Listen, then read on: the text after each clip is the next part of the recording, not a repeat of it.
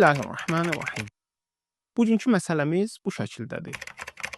Elə soruşulur ki, uşağın təhlükəli xəstəliyi varsa, ana bətnindəki uşağın təhlükəli xəstəliyi varsa, həkimlər onu abort etməyin məsləhətli olduğunu deyirsə, bu səbəblə ki, əgər uşaq dünyaya gəlsə, fiziki qüsurlu olacaq, yaxud uşaq doğulan kimi dünyasını dəyişəcək, qısa müddət yaşayacaq və öləcək. Bu halda həkimin uşağı abort etməyi icazəlidirmi?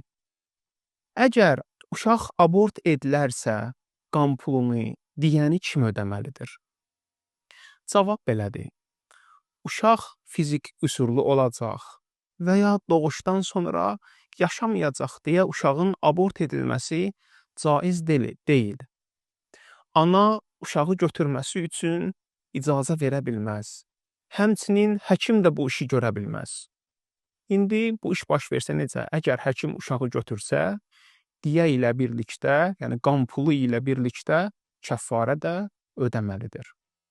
Bəli, əgər uşağın bətində qalması ilə ana zərər görməsindən qorxarsa, həyatında təhlükə yaranacağından qorxarsa və ya şiddətli çətinliklə üzləşəcəksə və adətən bu çətinliyə dözmək mümkün deyilsə, bu qeydlər mühümdür.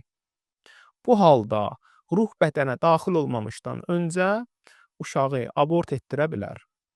Amma uşağa ruh daxil olduqdan sonra ehtiyat vacibi əsasən heç bir halda, hətta ananın həyatı üçün təhlükə yaratsa belə uşağı abort etdirmək caiz deyil. Elhamdülillahi Rabbil aləmin və sallallahu alə Muhammedin və alihi tahirin.